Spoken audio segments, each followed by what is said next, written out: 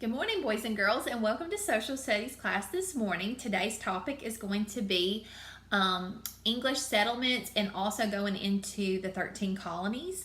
So we're going to be talking about colonial times today, which is one of my favorite things to talk about in social studies. We did a lot of fun things, and I've included one of the things that I absolutely love into your packet, and I'm going to go over that with you today, where you'll actually get to kind of create your own colony, and you'll get to pick the things from it and use some of your math strategies to be able to build that colony.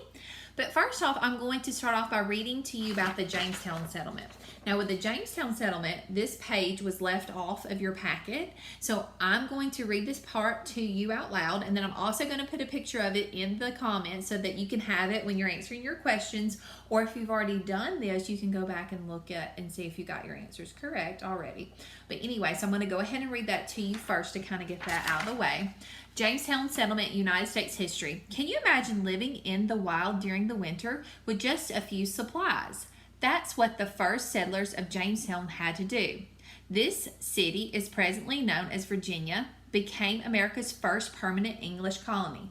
However, the first settlers endured many difficulties before it becoming a successful city. Jamestown was first settled by the Virginia Company. It was an English company that wanted to look for and find gold and silver. They also wanted to find a river that would lead to the Pacific Ocean. That way they thought that trading to Asia would be easier. And what they're saying with that, like here's the United States, they wanted to find a river that would go through the United States. So if they were coming from England, they could stop here, cut through the United States, and then go to China and then go back and forth that way. So that's what they were looking, so they wouldn't have to go below and go below through underneath South America, going that route. They wanted to find a shortcut through, which that didn't exist. The only river that we have that actually cuts through the United States would be like the Mississippi River with the port of New Orleans, but that's one thing that they were looking. They didn't know at the time. There were no maps of America. The settlement at Jamestown was located on the peninsula near the James River. Settlers chose the location because their ships could be docked close by. This made it easy for settlers to unload items from their ships. They also believed it would be easy to defend the settlement due to its location. However, the land was marshy and mosquitoes were plentiful there, and it made the people sick. So that was one of the things that they had to endure, was dealing with the mosquitoes and diseases that come with that. The first settlers arrived in 1606. Native Americans, the Powhatans, also lived in the area.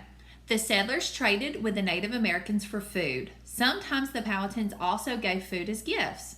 However, there were also difficult times between the Native Americans and the settlers. The first few years in Jamestown were very difficult. The settlers didn't plant food or have enough supplies, so even though they traded with the Native Americans for food, some died of hunger. Many other colonists got sick. Eventually, new ships with more settlers and supplies arrived in Jamestown. And then you have the rest of this passage, and you'll be reading that on your own. You'll also be answering your questions if you haven't already done so. So here's your questions. This one's a multiple choice. Go back and find your answers in your passage. Use a highlighter, use a crayon, highlight where you found your answers. And then also, we have our open-ended answers where we say things like, where was America's first English colony? Remember, we're flipping that answer, and we're going to restate it. We're flipping that question and restating it in our answer here. So we would say something like, the first English colony in America was located here. Why did the Virginia Company settle in Jamestown? The Virginia Company settled in Jamestown because that's a why question. We're going to put that word because in there, and then so on. Okay, so there's that part of our packet. Second of all, I am going to upload 3 videos. In the videos, it is reading a book that I always read to my students on the colonial times. And it's talking about if I lived in colonial times. And some of you have even seen it in the back of my room and probably read it a couple of times. But it actually goes through by questions that kids have, and it will explain the answers. So it may ask, what was school like during colonial times, and it would go through and explain to you what did people wear, how did they get their clothes, where did they shop for food, did they shop for food. I mean, they answer everything very well. So it's going to be 3 parts. You'll click on part 1. It reads part of the book because the book's a little bit longer. They've broken it into 3 parts. You'll click on the second part. It'll read the middle of the book. And then you'll click on the last part and it'll read the last part of the book. It's a wonderful book. I encourage you to take the time today to let it read to you and just listen to some good information on colonial times. So with that being said, some of the things that it talks about on there, on the book, is things like food, school. My chart got messed up by my papers. I'm kind of going back over it. School and so forth, okay? School, food, what family life was like, and all that. So what you're going to do now, if you do not have a piece of paper and a pencil in front of you, I would like you to pause the video and go get you a piece of paper and pencil. And we're going to talk about some things from colonial times. Okay, so I'm giving you time to pause it. You can go get it. And now we're back. Okay, so colonial times rested in the time period of 1565 through 1776. The reason it stops at 1776 is because that's when we start to become the United States of America. We're starting to unify those colonies and those settlements, and we're starting to become the United States of America. So this is the time frame that we're looking at. And we're just going to look at what life was like then. Okay, so I have a few pictures of things that are from the story saved onto my phone that I wanted to share with you of what life was like there. One of the pieces of paper that you have is this piece of paper. It was a coloring page that deals with the New England, Mid-Atlantic, and Southern colonies. It's a coloring page.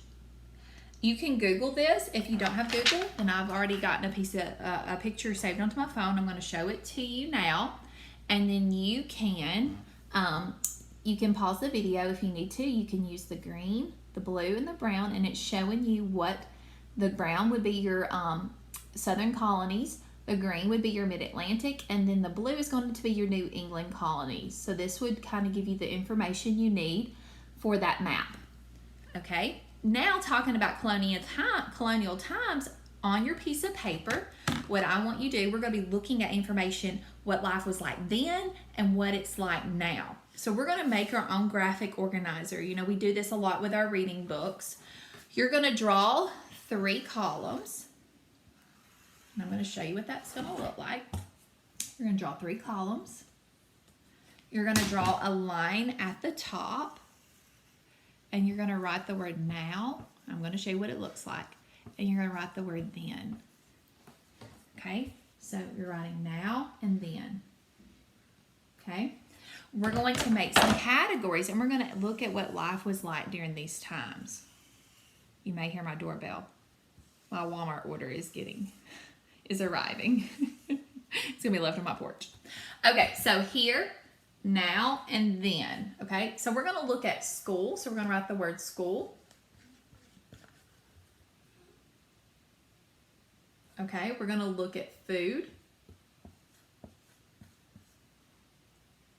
We're going to look at clothes, travel,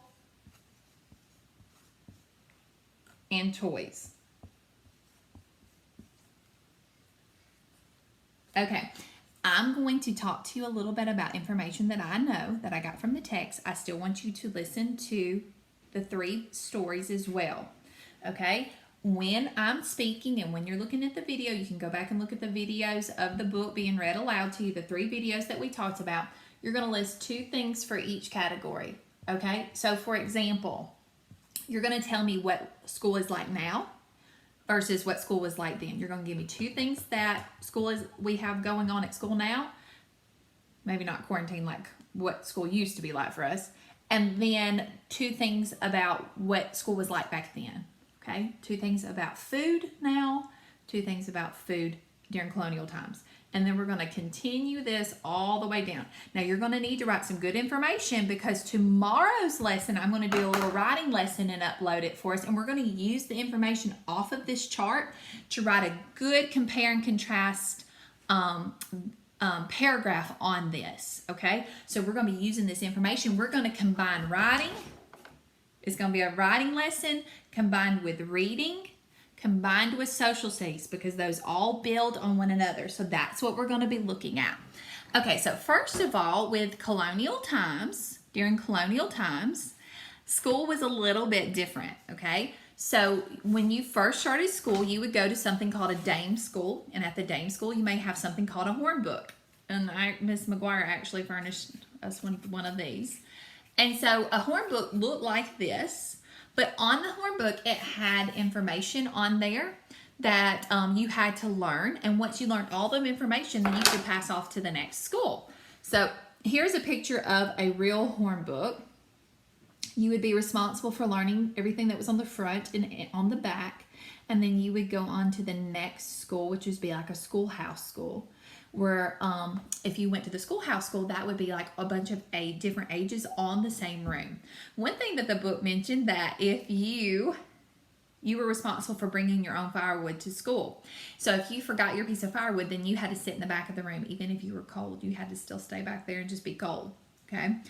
Here was a picture of a schoolhouse school where they sat on benches and they had the teacher up front. And then also, here's another one I had. It talked about some of your punishments could be if you weren't paying attention and you were daydreaming, you may have to sit on a stool that only had one leg. And so you would have to sit on a stool that just had one leg and try to keep your balance. Another thing we talked about in the videos, we were talking about the different types of food, and you may have seen that in your Jamestown settlement passage as well. Food was a lot different. You had to grow your own food. You had to hunt for your own food. Some of the foods that you would have would be like fish and deer, those types of meat. You're going to grow vegetables, but the one thing that they would grow that they said was a staple that they could always depend on, it was that corn that the Native Americans had taught them how to plant, and so they would eat it in various different ways. They talked about having porridge was something that they would eat, and they did not trust water because water could make them sick, and so they would drink cider a lot. So that would be something that they would make their own apple and fruit ciders. Also, so you're going to compare that to the food of today. Some of it might be the same, but a lot of it's going to be different. Another thing is going to be clothes. So I'm going to show you some picture of the clothes. We know what our clothes are like today, but let's look at what clothes would be like back then. So clothes for women would be dark in color usually. They always kept their head covered with some kind of bonnet or hat. They had aprons and dresses. That's what they would wear. And then men would wear something more like this. With that, the jackets and the dark clothes, they had to make their clothes. They would use wool from sheep. They would make their own thread. They were responsible for making their own clothes. And everybody kind of had a job with that. And then also they would take berries and stuff from the woods that they would forage for, and they would dye their own fabric. So that was something there. Now travel for your chart, we know, is horse and buggy or walking. And we don't have things like trains, we don't have airplanes, we don't have cars. That would be for the now, right? That's what the things that we have now.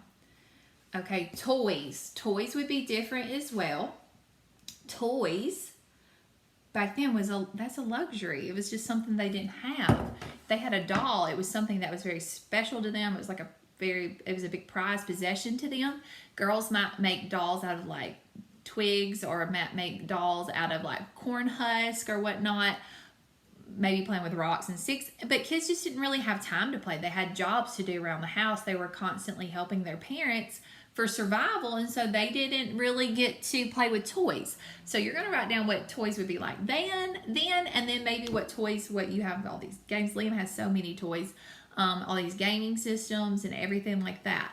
So that's just kind of comparing them. One thing that I did find interesting that was just kind of random, that is in the story, but I found hilarious, was back then babies, they kind of walked and did their own thing. Like, now we're like putting up baby gates and doing all these things for babies when they're small. But back then they, all the parents did was put a pillow around their waist, and it was called a pudding. And if the baby fell down, they would land on the pudding, that padding. And I thought that was kind of funny. I knew that you guys would find that interesting as well. So that's just a little bit of information about colonial times. Like I said, the book is fabulous. So listen to the 3 parts. You'll learn a lot, and you'll be ready for your writing assignment tomorrow if you listen to it. Last but not least, you guys are going to be making your own settlement, your own colony. I love doing this activity.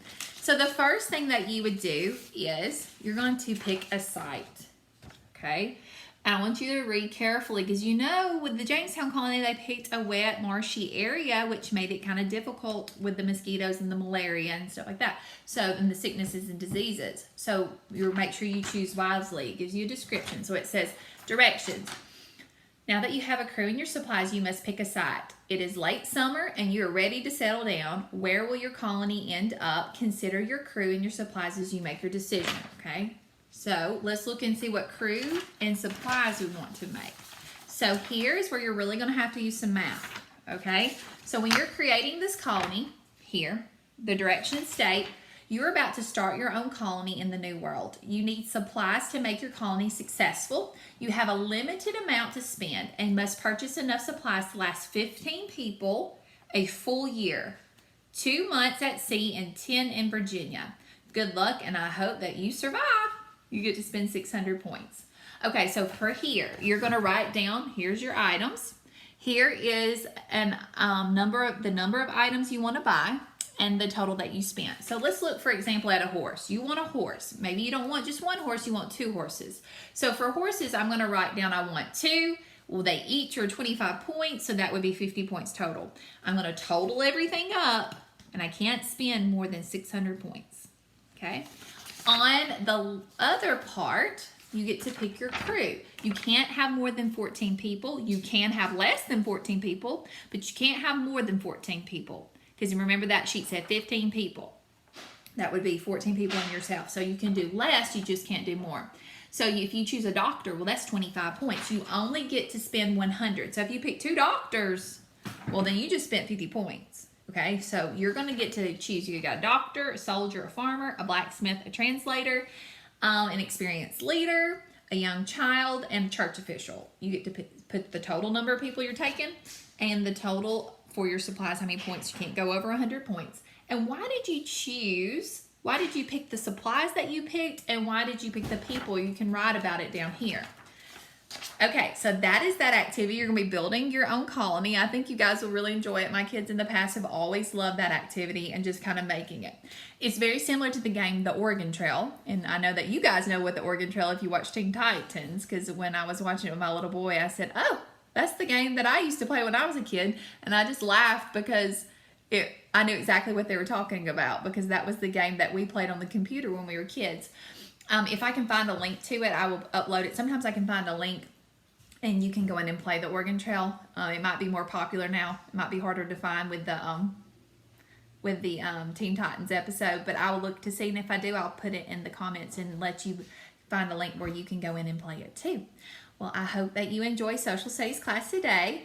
Make sure you build your colony, you do your Jamestown settlement. I will post that picture of that front page, but I read it aloud. You need to watch your 3 videos. That's reading to you If I Lived in Colonial Times, and then after lunch I'll be posting our science on Matter. I hope you have a great Wednesday and take care. See you soon. Bye.